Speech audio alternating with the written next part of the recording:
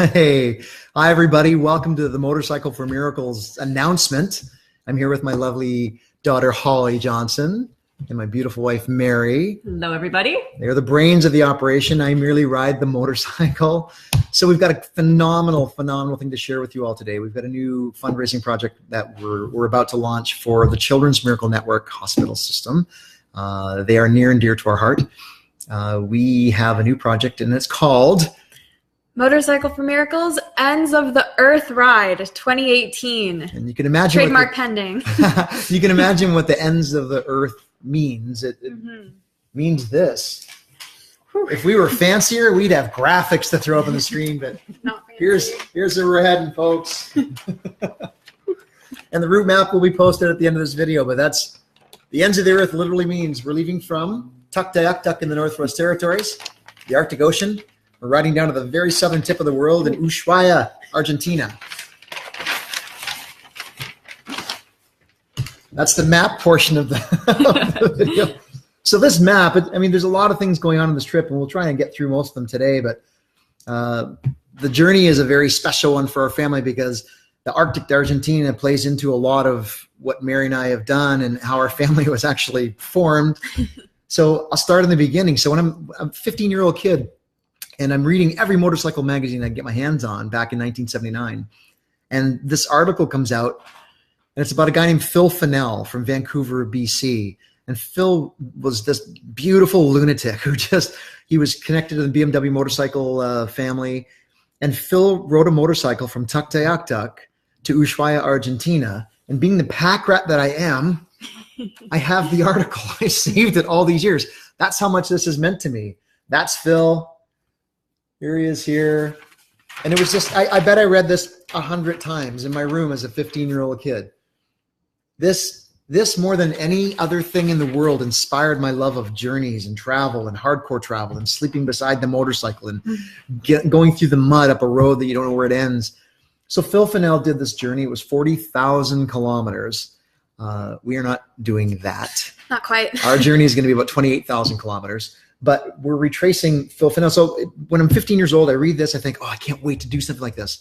So I tried twice. I rode to Panama in 1989, and then I got turned around for work, came home. The second time I got turned around in 1991. A friend of mine wanted to come back to the States. So I decided to turn around from Costa Rica and ride with my 78-year-old friend, Oswaldo. We rode all the way through Central America and back up to the States. And he went to Arizona, and I rode up to Ohio. I hadn't seen my family in about maybe almost a year, I guess. So they all came down, the whole Rattan clan and the Johnson clan. And I decided to go to Alaska that summer instead of Argentina because of the weather. My sister Marilyn says to me, Bruce, why don't you take Jason, your nephew, with you on the trip? And I said, I'm not taking a 12-year-old kid to the Arctic. And she said, I'll give you $600.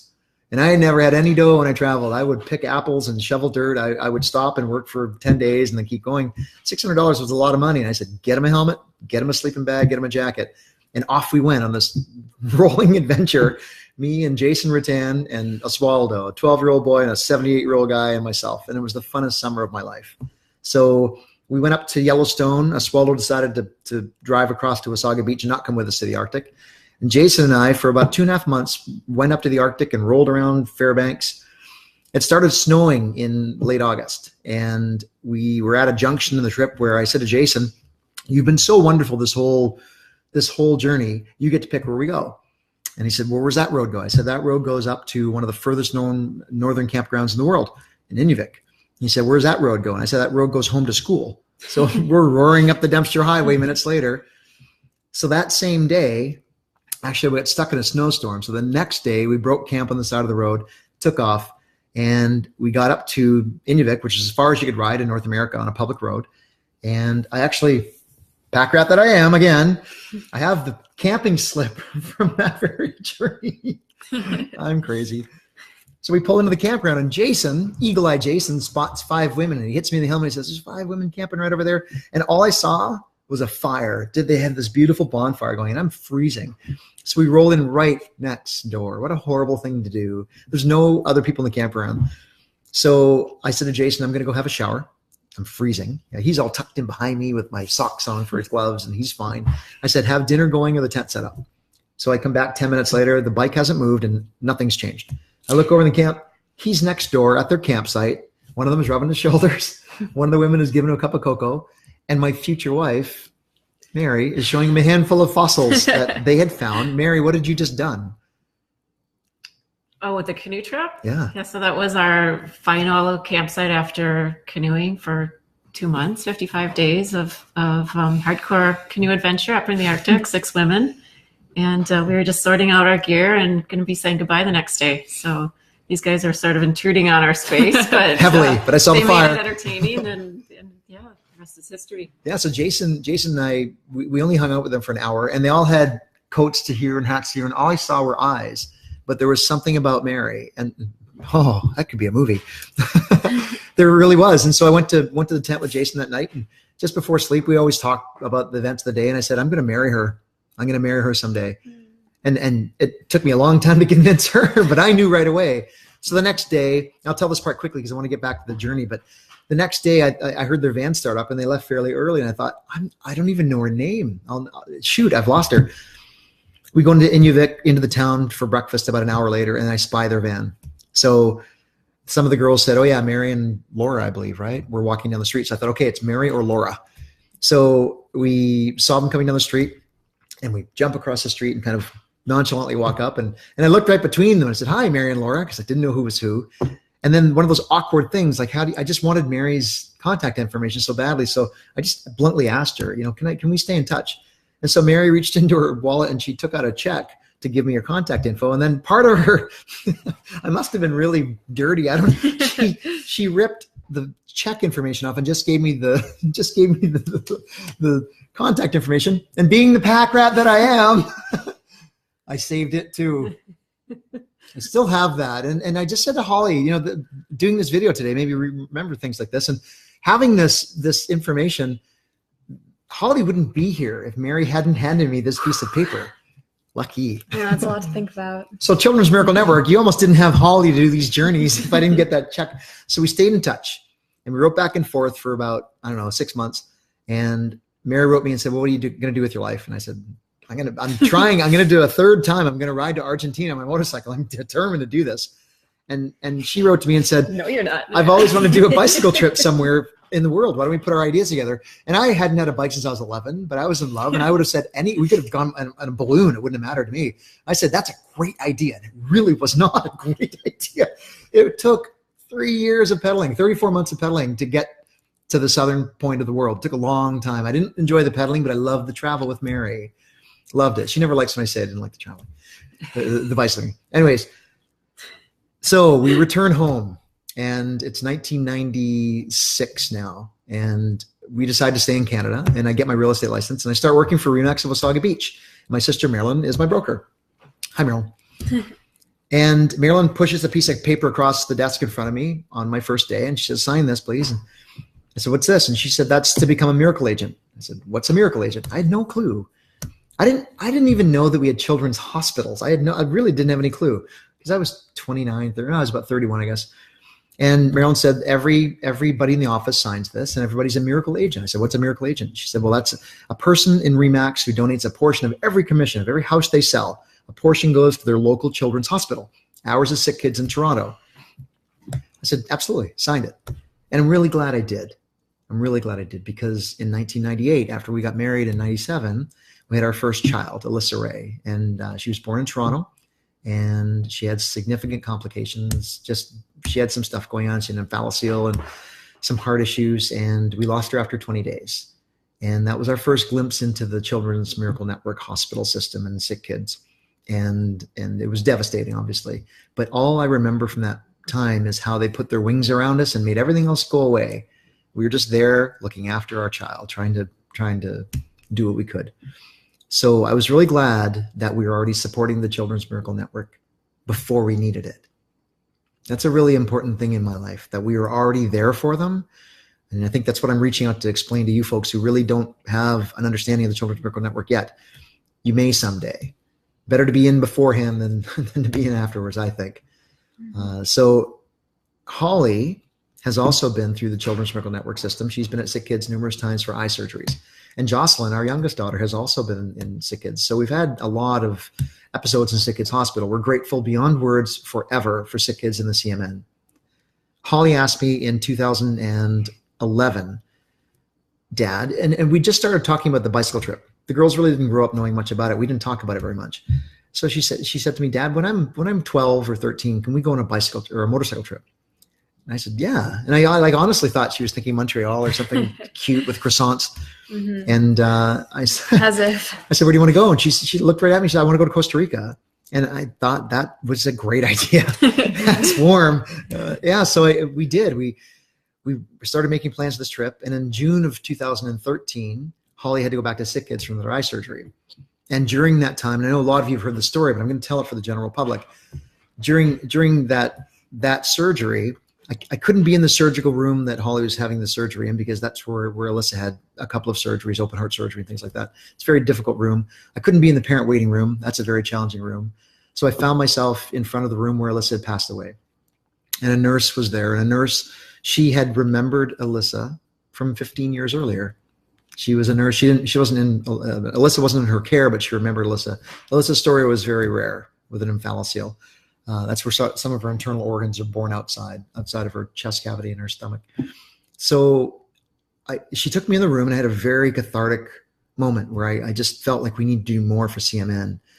And so I remember walking downstairs, and Holly was just waking up, and I looked at Mary, and when Holly was coherent, I said, why don't we make our motorcycle ride something bigger? Why don't we use it as a fundraising vehicle for CMN, raise some money?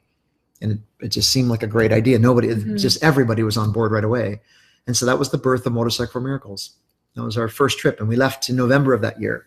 And our goal was only $25,000 at first. Like, we thought that even that was kind of freaky. Like, we didn't actually expect to get there, especially not as easily as we did. It's a lot of money. Yeah, we kind of underestimated how many people were behind us, and so we ended up raising over $100,000 on the first trip, which was crazy, like 4 times our original goal. Like, wow. Yeah. We kind of lost our minds about that. And that inspired us to do the second trip in 2016 when we rode across Canada. And how did we tweak? What was different about that trip?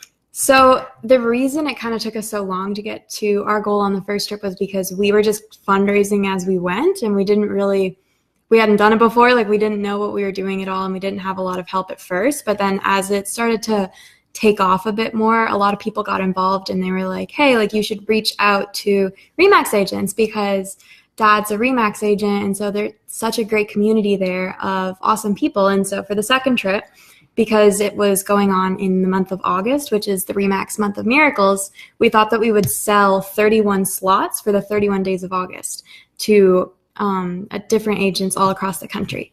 And so we sold each slot for how much? The minimum was 800. Most put in 1,000. Some put in 5. It was remarkable how many people donated, far more than what we were asking for. It was incredible. And the slots filled up very quickly. Yeah. So we knew we were onto something. It was a better way to fundraise for us, because it spares Holly and I having to fundraise as we're riding. The riding itself is so challenging. It's hard. It is hard. And then people think it's a joyride, but the trip across Canada was so heavily structured. There's 14 Children's Miracle Network hospitals from coast to coast in Canada. We stopped at everyone, had a function at everyone. And then we'd visit RE/MAX offices. So sometimes we wouldn't be on the road until 3:00 in the afternoon, and we'd have 7 hours to ride. So we'd ride off in the rain. We'd land somewhere. But it was RE/MAX, just raining, like, fundraising as we went. So it was really nice to have the champion agents. That's what we call the people who bought the 31 slots. It was so nice to have them behind us the whole way. And so for this trip, on that last trip, we raised another $197,000 alone, like in the month of miracles, and that put the fund over $300,000. So then for this trip, just like 5 or 6 days ago, my dad started reaching out to some of the original champion agents and also new friends that we've made along the way. And the donations this time are we're over 100,000 now already in about a week. So you guys are the champion. So we've raised over $400,000 now in 5 years. Yeah, for CMN. That's the community that we're in with RE/MAX. That's the champion agents. You guys, I'm looking right into the camera, looking right into your hearts. You champion agents get it. You absolutely get it. More than anyone. Yeah, like the minute I started reaching out, and I had to reach out individually, I was reaching out one by one, and some of you responded 3-4 seconds after I hit send. It's amazing. And some of you had to think about it because, you know, it's not a year like we've had in the past couple of years of real estate. And I absolutely understand that. I really do. It's a big decision. We're asking for $2,000. We've got over 50 champion agents now, and each one of them has committed $2,000. And that's a lot of money, right? It is a lot of money. We understand that. So inspiring that so many people kind of got behind us so fast. So fast. Like we weren't expecting it to take off this hard or this quickly. So it's been a really awesome experience so far. So like 6 days in. Yeah. And having RE/MAX behind us, RE/MAX Integra, and RE/MAX LLC in Denver, and I've reached out to all the RE/MAX branches, all the RE/MAX broker owners from Canada all the way to Argentina, and all of these countries that we're going through. RE/MAX Mexico, hi guys. RE/MAX Central America, we can't wait to see you all. RE/MAX Colombia, RE/MAX Ecuador, RE/MAX Peru, RE/MAX Bolivia, RE/MAX Argentina, RE/MAX Chile. We're coming to see you all. We're going to be sleeping on your couches and sleeping in your backyards. We're going to be sleeping on your office sofas. That's the best part of these trips is the people that we meet along the way. So to be able to go out and do a fundraising journey like this and raise the kind of money that you guys are donating, and to be able to bring this journey to other RE/MAX areas, other areas of the world. We get to visit children's hospitals in North and South America. And it's such a privilege, right? Like being able to go into them and see the kids that you guys are raising money for. Like it's just so inspiring to be able to do that. Yeah, if you've ever been in a children's hospital, you understand that those kids are there through usually almost nothing to do with themselves. Cancer is, I think, the number one killer of children in Canada, other than car accidents and things like that. These children have done nothing to deserve this. They just need that little boost. And that's what children's hospitals do. They're specialized. A lot of times your local hospital, and we have a major shout out to local hospitals, but local hospitals cannot take a lot of the cases, extreme accidents, brain tumors. The kids have to go to a Children's Miracle Network hospital for those things. And that's where your funds go directly. And every single dime of these journeys that we do goes directly to CMN. We do not use a penny of the money that we raise to fund the trip. We pay for the trip. We pay for the gas. We pay for our food. We pay if we ever have to get a hotel. It's our money. We do not use any of the champion money. The champion money, the RE/MAX money, goes directly into the fund. To the highest priority needs too. Absolutely. Yeah. So it's important that you know that this is a journey out of love, and it's really a journey in honor of our daughter Alyssa. And we think of her throughout every single one of these. There's not a moment on these journeys where she's not in my helmet with me as I'm riding. So Mary, what Mary does as we're riding, Mary's you always think she's the brains of the operation because she's behind the scenes putting all the stuff together. I often joke, like, really, we're on the bike, we're riding, and the wind's in our hair. Puppets. Mary's back here. Yeah, Mary's back here, almost directing everything from the scenes. It's like we're the actors, and she's the stage manager and the director and the producer. And Jocelyn too. Jocelyn's in school. She would have loved to have been here. Exams. And people ask me all the time, what about Jocelyn? She don't want to do these trips. She loves that we do these trips. She's going to miss us, and she's told us that many times. 6 months away from her sister and her dad is a long time. But she is every bit behind this trip as Mary and Holly and myself. We're a team. It's the Johnsons. You get us all. She's a wonderful graphic artist. She's going to be painting and raising money that way on the side for the fund. So the fund is called the Alyssa Rae Johnson Fund at SickKids Hospital, Toronto. However, this trip, what we're doing is someone in Montana donating. The money stays locally in Montana. It goes to your children's hospital in Helena. Somebody in Alberta donating. It either goes to Stollery or Alberta Children's Hospitals. All the money that we raise is all going in through your postal code. So they know exactly where to put it. Okay. So the SickKids money that we raise stays in Toronto. The money that we raise in Ottawa stays in Ottawa at Cheo Hospital. So, and shout out to all the Children's Hospital staff, those who we've met and those who are going to meet and those we'll never meet probably.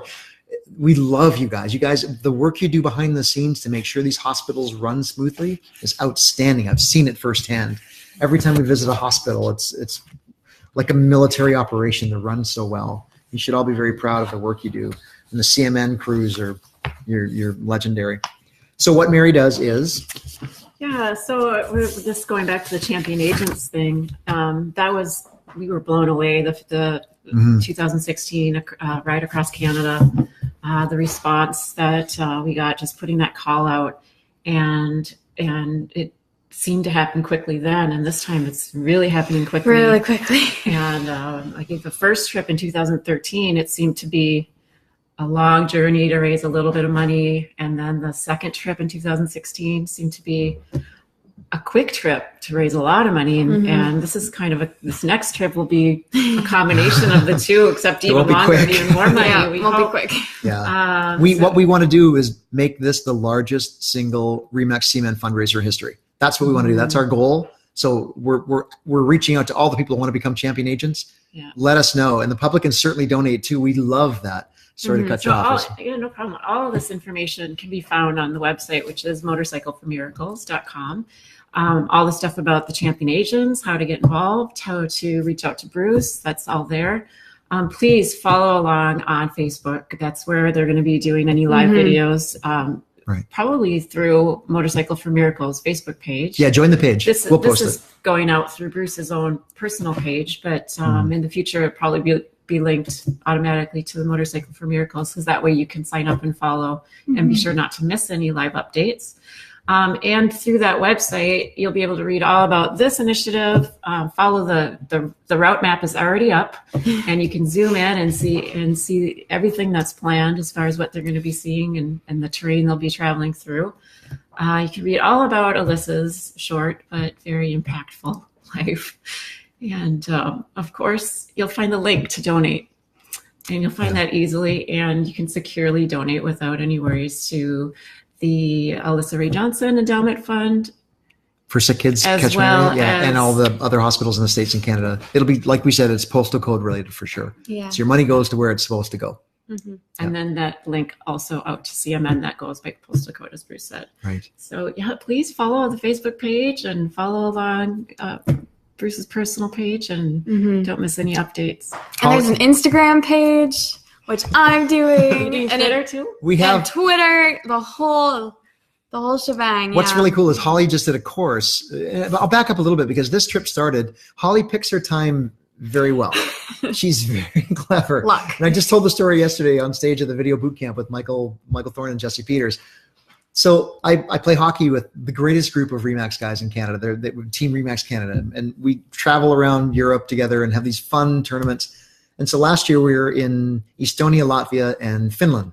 Hi guys, by the way, I know you're all watching. And while I'm in Estonia, I get an email from Holly. She never emails me, and I get this text or email. It says, "Hey Dad, I've got a great idea. Don't say no until you hear what I'm going to say. I've already been to my guidance counselor, and I moved around some courses next year, so I can go on a trip with you. We can do another Motorcycle for Miracles trip." And this wasn't on my radar. I swear to God, I was still recovering from the 2016 ride. That ride gutted me. It was so emotional. It's the emotions that take so much out of us. I'm so emotional when I talk with Alyssa, as of right now. So when we ride off, I've got like 4-hour ride to go, and it's just so, you're already tired, right? And all the beautiful people that you meet at the hospitals and everything else. So I'm thinking, what are we going to do? Wow, what you want to do? I said, well, I want to ride from the Arctic to Argentina, and that's not Costa Rica. We're going double Costa Rica this time. And again, what do you do? Like when your child comes up with something like that, how can you say no? When someone dreams that big, you have to make it happen, or really try. So, and I'm stunned that the guidance counselors at school let her move her courses without letting us know. They really love Holly, and she has these crazy ideas, but they didn't even tell us. So she already moved her courses all around, and she took 3 grade 12 level courses, university courses, in grade 11 this past semester. I think 3. 5 grade 12 courses, and it's gutted her. It was a tough semester for you, kiddo. I know it was the last couple of days, especially with end of school and exams, but that's what she did. So the journey idea was something I've wanted to do since I was 15 years old by motorcycle, but the bump to do this is sitting right here. Aw. Absolutely. Because I wouldn't have, and it's funny because at the end of the last trip, we were in Michael Thorne's backyard, and Michael was doing an interview so that we could have CMN do a wrap-up film of the trip. And I'll post the link to that too, so you can see that. And at the end of the video, Michael asked the question, and I said, CMN has done so much for our family. We want to have some kind of a legacy for us, Alyssa, to pay back. And I stopped and I said, we'd ride to the end of the earth for CMN. And I've played that clip 100 times before. And now after Holly had kind of initiated this trip, it's almost subliminal that we're going to do this journey. Like there's something about the Americas. There's something about the point to point, the end to end. It's like and of course all the good adventures are in between those things. It's not where we leave from and where we arrive. It's all the stuff in between. Yeah. When Mary and I pedaled into Ushuaia, there was no giant celebration after 34 months of pedaling. We held hands. We quietly rode past the sign. I don't even know if I took a picture. There's no giant celebration. We rode to an ice cream shop. We treated ourselves to an ice cream cone. And we rode down the street, found the volunteer fire department, and did like we always did. We asked if we could sleep on their floor. And I think we slept for 3 days. We were so tired, but like that was the end of the biggest adventure of our lives at that point. And all the adventure was in the middle, all that stuff. So that's the stuff we're inviting you to join us for. We want you to come and be a part of that. Become a champion agent, please. So you're involved. So you're the impetus of the trip. You're the juice of the trip, you guys. Juice. You're absolutely, it's what fuels us. Yeah. We can't thank the champions enough, and we can't thank the people who donate enough. We had friends in Costa Rica, Dan and I won't call out the number, but they shocked us the other day with the amount they donated. Love you guys. Yeah. That's the stuff that really makes us want to do this trip. We're excited because you're all getting excited. And again, when we're in the tent and it's pouring rain for the 15th day in a row and we're covered in mud and there's no showers, it's scrolling through this feed that re-energizes us completely. That's what we're looking forward to. So please join us. Do we have any other points you want to talk about here, folks? I think we covered everything and then covered like 100 other Let's shoot through this because this feed, watching the CMN forum. Hi, everybody. Our CMN family. We love you guys. Vince Mirabelli's on there. Yeah, we're gonna go through the feed and answer some questions. Please, if you have any questions about the trip, let us know. I'll make up some. Are you afraid of bears? No. He is. Holly has no idea what's He's coming. so scared of bears. No, but truly, Holly has no idea. Like I've been to the Arctic and all the way down to Argentina. I know what's coming. I've seen it, and we're actually going to mimic the route. We're going to be very close to the original route because that's actually where the populous areas are. A lot of the RE/MAX offices we're going to look for. We're so excited to see the RE/MAX agents in Latin America. It's so and in the States too, and Canada, but Latin America is just remarkable. You RE/MAX agents who've been to R4, you've seen the Argentinians, you've seen the Bolivians, dance. You've seen the Chileans. Oh my goodness, they You've dance. seen how they behave. They're amazing. They're so inspirational. So, so shoot in here. Let's see. We've got some questions. So, Stuart Sinclair, have you started practicing for the ride? Stuart, No. I was supposed to be practicing with you. Too. I need you to get up here. Yeah, no, we always do this. Like we don't practice riding. Like we just go on the trip. I didn't practice for the bicycle trip. I rode my bike 80 miles and then we rode to the... That was a great idea, wasn't it? Yeah. Yeah. So I want to say this, that BMW Motorrad Canada is behind us again. And they have been remarkable. They're very quiet about it. They don't want a lot of publicity about this. I don't know why, because I want to shout from the rooftops what they do for us. But anything we need mechanically, all the way through Canada, up and like wherever we are, tire changes. They were with us all the way across Canada the last time. They actually flew our bike back for us. And BMW Motorrad Canada is with us again on this trip. We're so happy to have them. Thank you, Norm Wells, very much. We're so grateful. I've had friends calling me and your RE/MAX friends saying, "What do you need?" Leo Bruno. What do you need? Yeah, I said, no, we're good. We've got everything we need. We're good. No, you got to need something. We're good. We're good. Like I said, we fund the trip. We're paying for everything for the trip. Just put your money in. Just put your money in. It's not going to us. There's no ego in this. It's not about the Johnson family. It's about Children's Miracle Network hospitals.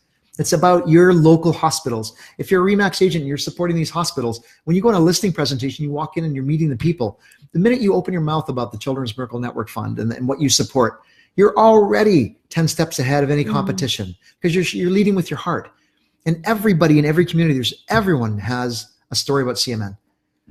A child, a grandchild, a nephew, a neighbor's child. You all know somebody who's used these hospitals. 170 hospitals that we have to fund with this endeavor, right? So Remax has raised, did I already say that? I think $170 million, right around there. Yeah. Canada's raised about 63 million of that. The numbers will be up. Hopefully this year they're going to be through the roof. If this is anything, if we can nudge you along, if you're not a miracle agent, become one. It takes you 13 seconds to walk up to the front desk and talk to your administrator and say, this Bruce Johnson dude is talking about miracle agent. What is that? Please become a miracle agent. You don't notice the money leaving your commission check. I promise you. But after 20 or 25 years of your career, you'll have $80,000 or $100,000 raised. That's a remarkable legacy to leave behind. Show the way, lead by example, become a miracle agent. And if you're already a miracle agent, I always say this to you, double up, because you probably set your funds 10, 15 years ago at $25 a deal or $50 a deal. Double it, double up, put hashtag on there, double up, please. But miracle offices, miracle agents, come with us, please. And if you want to join the trip as a champion agent, pretty easy to figure out how to do this, right? Reach out to me, send me an email or a messenger on here, and we'll bring you to the fold for sure. Join this group. The group we've got assembled right now is one of the best groups of Remax agents from coast to coast and in the States. It's one of the funnest. Yeah, it's so fun.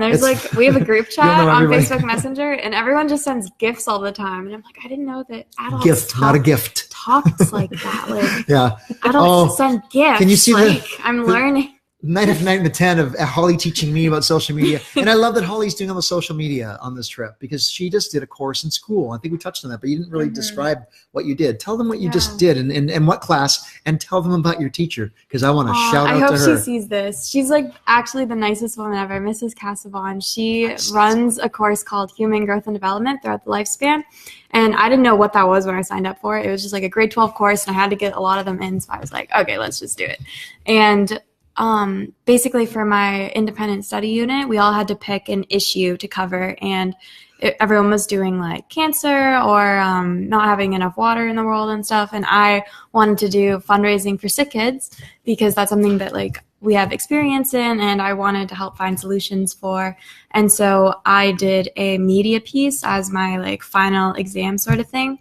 And it actually raised a lot of awareness on Twitter and stuff. And I learned a lot more about fundraising for sick kids and like where the money goes and reasons why you should donate. And I reached out to a lot of patients too, to kind of talk to them about their experiences. Nice, Mom. And and so yesterday was Miss Cassavon's birthday, and I didn't even know that. And then Happy birthday, Mrs. Cassavon. And then this morning, like 2 hours ago, I had my exam for that class. Mom. Bring her off, baby. Oh my goodness. Rookie. The level of disrespect. That's what I'm traveling with. So it was her birthday yesterday, and then she came into the exam this morning, and she was like, Holly, like, you have to come to my office really quick. And I was like, oh my, okay, like, I guess. Suspended. And I was so worried about it. I thought I was going to fail or something. And then she hands me an envelope, and I was like, oh my gosh, like, what is in here? And she was like, it was my birthday yesterday, and I just wanted to give you my birthday money for your fund. And she told me that, like, she's proud of me and stuff. And I was like, I'm going to cry. Like, you are the nicest woman I've ever met in my life. And she wrote everyone in the class like a really nice card about how happy she was for all of them and their efforts in fundraising and stuff. Yeah, $250, like, just from a teacher. It's like, going in the count today. It's going the SickKids Alyssa Rae Johnson Fund, because it's raised in the SickKids catchment. But Mrs. Cassavon, thank you so much, Mrs. Cassavon. Yeah. You're amazing. The best. You're amazing. Yeah. We've had people knock on our door before and hand Holly $50, and it always goes immediately into the fund. There's no, but that, I mean, what a loving gesture that was. Yeah. So Holly, I'll also say this, because it never got much publicity, but CCI, Collingwood Collegiate Institute, our local high school where both our kids go, they did a fundraiser earlier.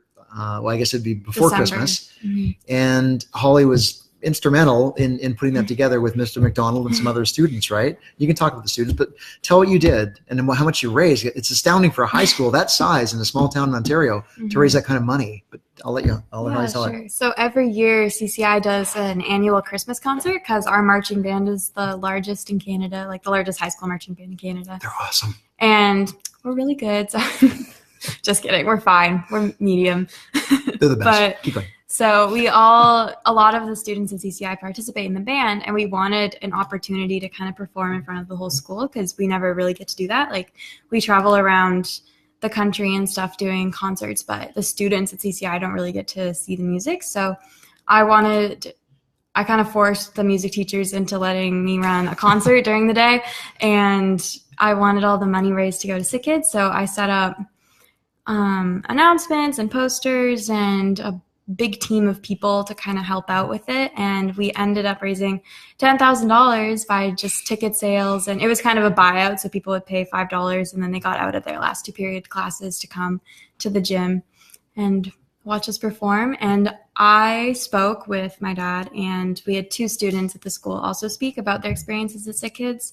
And so that was really cool for us to like have a band go, and then a SickKids story from like a patient there who's like still receiving treatment, and then another band, and then like some jazz, and then drums, and then another patient, and more drums. It was really cool experience. And you raised total of $10,000, yeah. But total of $12,000, just over $12,000 because the hockey gang in Collingwood, yeah, they raised $12,000 for SickKids Hospital in Toronto, because again, that's the catchment area for SickKids. But remarkable, these kids, and you had a couple of kids who had also been through SickKids like you. Every community, I'm telling you, every single community that you drive through in your car. If you're in Idaho and you're driving from Boise into a small village and there's a Walmart there, that 30-minute drive, every community you go through, there's been a child through a CMN hospital. I promise you, it's incredible, guys. I can't say enough about CMN. I can't. They've been a part of our lives. Well, we've been supporting since the day we started in Remax, but they've been certainly a part of our lives since the day Alyssa was born. So this is what we do. We just give back to CMN. We give back to you. We love it. And to all the kids in the hospital who are going to watch this feed, because I'm sure they'll put this in the hospital feed. We think about you every day on these rides. And I always have a note in my tank bag with a number of names of kids that we've come in contact with, or children of parents that we know who've been through CMN hospitals, who are struggling. We've got some wonderful. So you're always top of mind for us. Every time we do an interview, every time we talk to a newspaper, we talk about the kids. It's all about the kids. Mike Reagan at Remax LLC in Denver, that's what you always say. I've learned that from you. It's all about the kids. And it truly is. And how we always close these live videos is we always say, thank you for putting your money where the miracles are. That's thank you so much for putting your money where the miracles are. It's about the ride. It's about the kids. It's about CMN. That's what it's about, guys. Raising some money for Children's Miracle Network hospitals. Love you all. Thank you so much for joining us on this. We'll post some links and everything else later on. All the links are going to be sent up soon. Yeah. Didn't cry one time, guys. I did. Yes. All right. That was close. Love you all. Thanks, See sis. you again soon. Bye. Take care. Bye. Nice.